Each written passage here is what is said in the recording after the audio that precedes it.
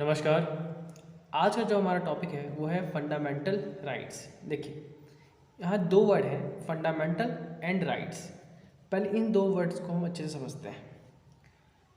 पहला वर्ड जो है वो है फंडामेंटल। ठीक है, फंडामेंटल। देखिए, फंडामेंटल का मतलब क्या होता है? फंडामेंटल का मतलब होता है मूल या मौलिक, और इसके लिए बहुत अच्छा टर्म है इंग्लिश में, बेसिक।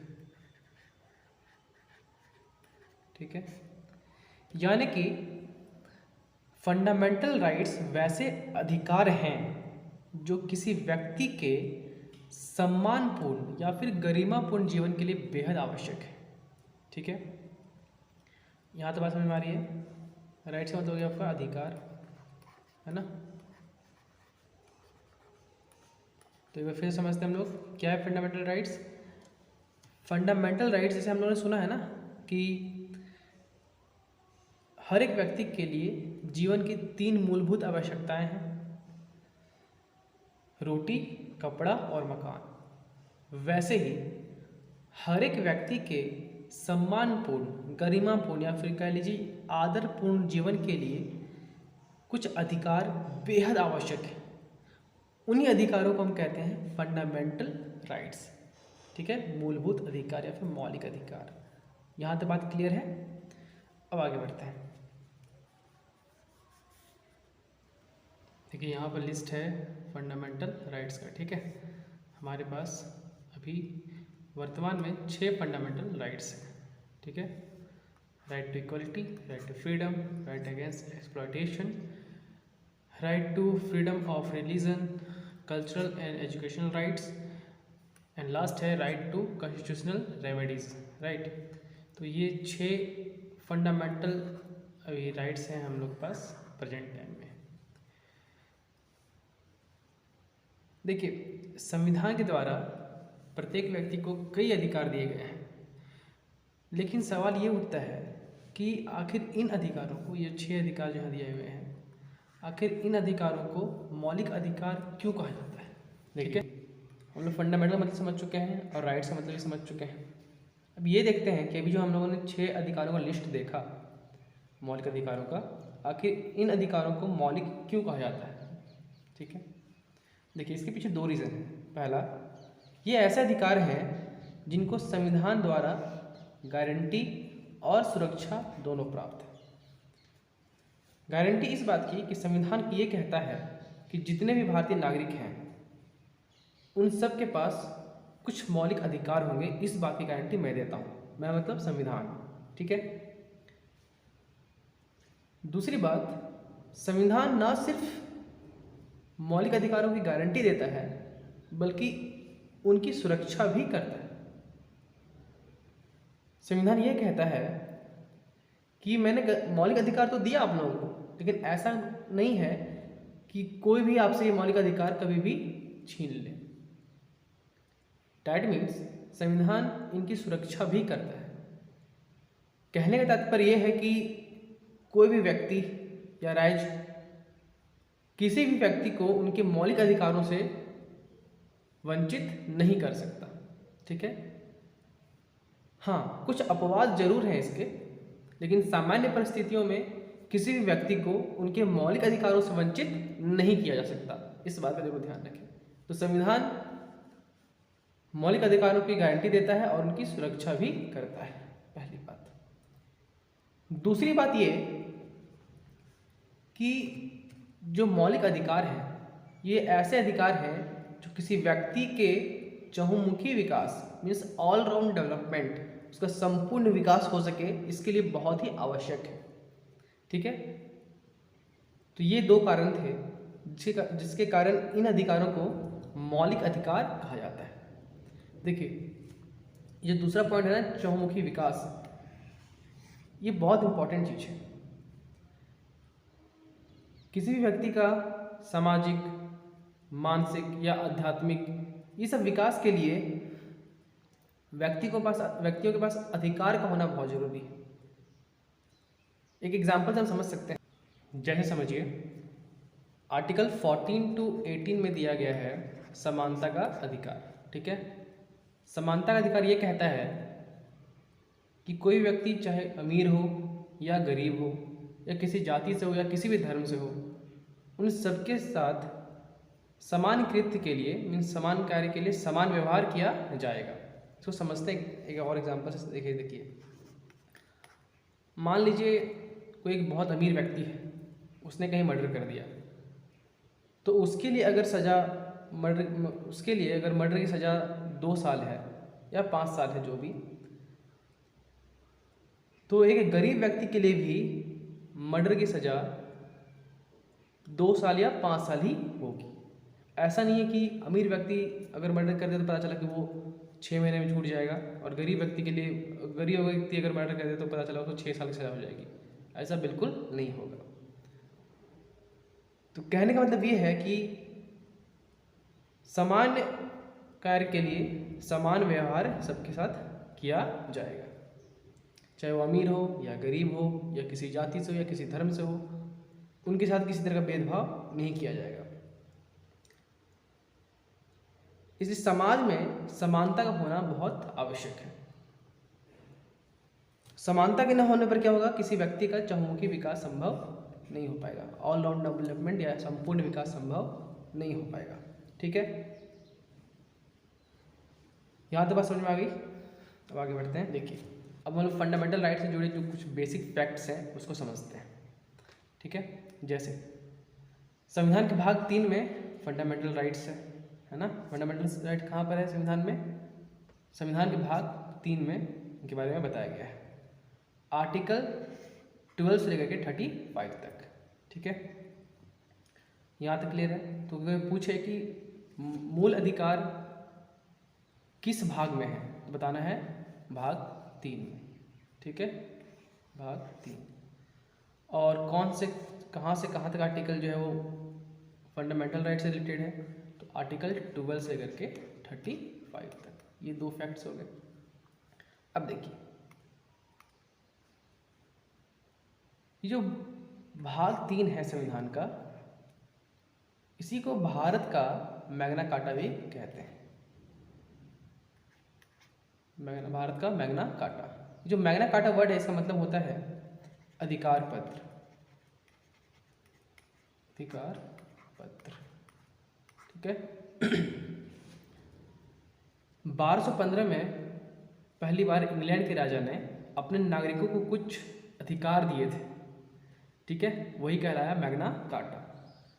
तो ये वर्ड भी वहीं से लिया गया है, जबकि एक मैग्ना कार्टा एक लैटिन वर्ड है हालांकि। तो भाग 3 जो है संविधान का, उसी को भारत का मैग्ना कार्टा भी कहते हैं। क्लियर है? तो और ये अब देखिए यहाँ पे कितने क्वेश्चन निकल गए। पहला कि मूल अधिकार संविधान के किस भाग में है, तो भाग 3। कहाँ से कहाँ तक आर्टिकल फंडामेंटल राइट से रिलेटेड है, आर्टिकल 12 से लेकर 35 तक। उसके बाद संविधान के किस भाग को भारत का मैग्ना कार्टा कहते हैं, संविधान के भाग 3 को भारत का मैग्ना कार्टा कहते हैं। ठीक है, यहाँ तो बात समझ में आई। नेक्स्ट देखते हैं, यहाँ पर है कि फंडामेंटल राइट्स अमेरिकी संविधान से प्रभावित है। डैट मीन्स हमारे जो भी मौलिक अधिकार हम लोगों को दिए गए हैं, उनमें जो भी विशेषताएं हैं, उसमें से कुछ चीज़ें अमेरिकी संविधान से प्रेरित हैं।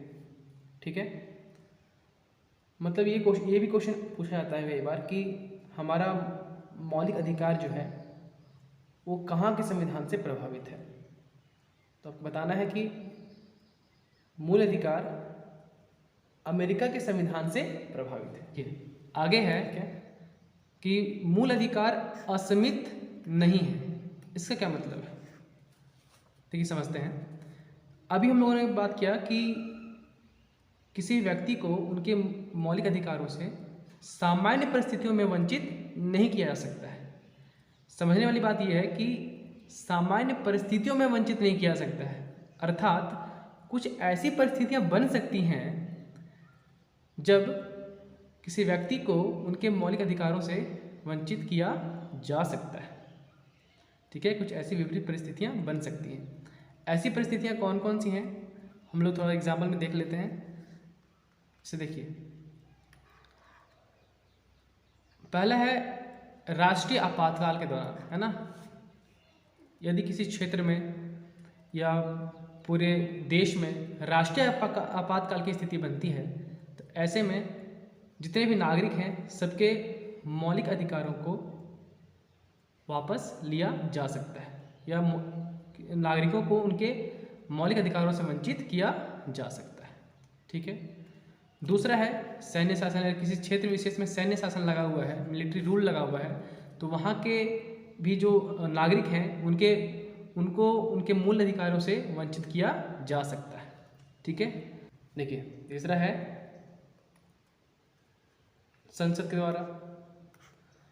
डैट मीन्स संसद यदि चाहे तो संविधान में संशोधन करके कुछ मौलिक अधिकारों को या तो हमेशा के लिए उन पर प्रतिबंध लगा सकती है, या फिर कुछ समय के लिए उन पर रोक लगा सकती है, उनको निलंबित कर सकती है। निलंबित मतलब होता है सस्पेंड कर देना, मतलब किसी चीज़ को कुछ समय के लिए स्थगित कर देना, दैट इज कॉल्ड सस्पेंशन। ठीक है, या निलंबित। प्रतिबंध होता है कि उसमें हमेशा के लिए रोक लगा देना। तो संसद अगर चाहे तो संविधान में संशोधन करके किसी मूल अधिकार को या तो हमेशा के लिए खत्म कर सकती है, या उन पर कुछ समय के लिए रोक लगा सकती है। ये बात समझ में आ गई? अब समझिए। हालांकि उसके लिए कुछ प्रक्रिया है, कुछ प्रोसेस है, और वो प्रक्रिया कैसे काम करती है, उससे क्या नियम है, इसके बारे में हम डिटेल से मैं किसी नेक्स्ट वीडियो में पढ़ेंगे। अभी बस इतना समझ लीजिए कि संसद अगर चाहे तो मौलिक अधिकारों पर संविधान में संशोधन करके रोक लगा सकती है, या उनको हमेशा के लिए खत्म कर सकती है। अब आगे देखते हैं।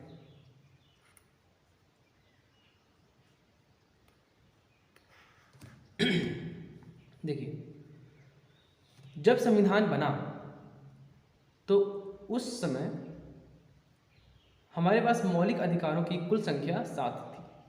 ठीक है, जिसमें आप देख सकते हैं यहाँ पर है, पहला है समानता का अधिकार, दूसरा स्वतंत्रता का अधिकार, तीसरा शोषण के विरुद्ध अधिकार, उसके बाद फोर्थ है धर्म की स्वतंत्रता, फिफ्थ है संस्कृति और शिक्षा संबंधी अधिकार, सिक्स्थ है संपत्ति का अधिकार, और लास्ट है संवैधानिक उपचारों का अधिकार। तो ये 7 अधिकार हमारे पास मूल रूप से थे जब संविधान बना। लेकिन ये जो संपत्ति का अधिकार है ना, इसके कारण कई समस्याएं सामने आने लगी। हुआ क्या कि आज़ादी के बाद भारत में डेवलपमेंट वर्क चल रहे थे बहुत तेज़ी से, और इसके लिए रेलवे, है ना, रेलवे ट्रैक बिछाने थे हर जगह पर, रेलवे ट्रैक। साथ ही कई जगह इंडस्ट्री सेटअप करने थे, है ना, फैक्ट्रीज वगैरह। तो इसके कारण क्या हुआ, कई जगह जमीन को लेकर के विवाद होने लगे। से रेलवे ट्रैक के लिए जरूरी ये था कि ट्रैक बिल्कुल सीधा रहे, है ना, रेलवे ट्रैक सीधा रहे। लेकिन कई जमीन मालिक ऐसे थे जो बीच में आने वाले रास्ते को बेचने के लिए तैयार नहीं थे, है ना। उनका कहना था कि हमारे पुरखों की ज़मीन है, हम इसे नहीं बेचेंगे, और कोई हमसे यह ज़मीन छीन भी नहीं सकता, क्योंकि ये हमारा क्या है, मौलिक अधिकार है। ठीक है। ऐसे में रेलवे के लिए,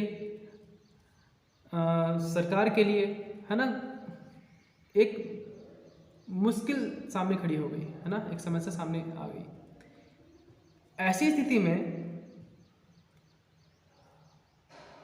संसद ने एक संविधान संशोधन करने का सोचा। तब संसद ने 44th संविधान संशोधन अधिनियम 1978 के द्वारा, है ना, संपत्ति के अधिकार को मूल अधिकारों की सूची से हमेशा के लिए हटा दिया या उसे खत्म कर दिया। ठीक है, कब, 1978 में। और एक नया आर्टिकल बनाया गया 300 का, जिसके तहत संपत्ति के अधिकार को एक कानूनी अधिकार बना दिया गया। ठीक है, बात समझ में आई कि 44वें संविधान संशोधन 1978 के द्वारा जो संपत्ति का अधिकार हमारा था, जो एक मौलिक अधिकार था, उसे मौलिक अधिकारों की सूची से हटा दिया गया और एक नया आर्टिकल बनाया गया 300 का, जिसे संविधान के भाग 12 में शामिल किया गया।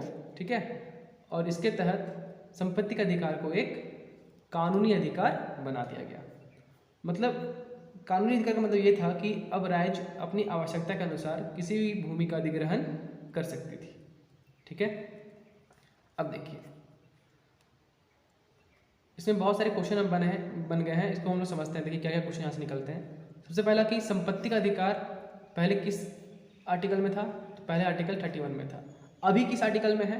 अभी ये आर्टिकल 300 क में है। ठीक है, किस संविधान संशोधन के द्वारा संपत्ति के अधिकार को मूल अधिकारों की सूची से हटा दिया गया? तो वो है 44वें संविधान संशोधन अधिनियम 1978 के द्वारा। ठीक है, क्वेश्चन ये भी पूछता है कि कब हटाया गया था? तो 1978 भाई, है ना, इस ईयर को भी याद रखिएगा। अब जो संपत्ति का अधिकार है वो कैसा अधिकार है? तो यह एक कानूनी अधिकार है। ठीक है, तो ये सारी क्वेश्चंस यहाँ से निकल करके आते हैं, इसको जरूर ध्यान में रखिएगा। ठीक है ना, और अभी जो है वो संपत्ति का अधिकार वो संविधान के किस भाग में है? तो अभी ये भाग 12 में है, भाग 12 में।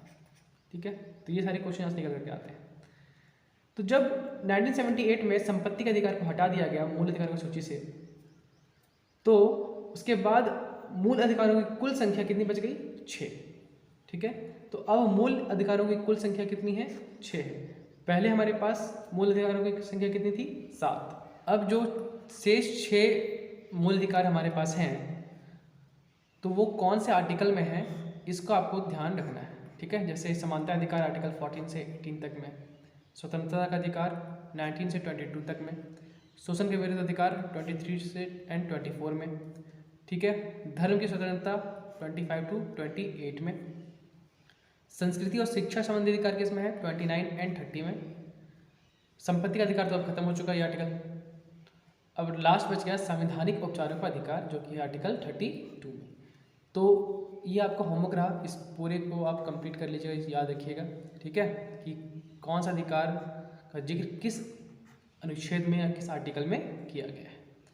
ठीक है, और फिर धीरे धीरे एक एक करके हम लोग इसको सभी जितने भी मूल अधिकार अभी हैं उन सब के बारे में हम लोग डिटेल में पढ़ेंगे।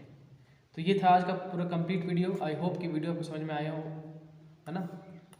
और घर पे रहें, सुरक्षित रहें, स्वस्थ रहें। मिलते हैं नेक्स्ट वीडियो में। जय हिंद।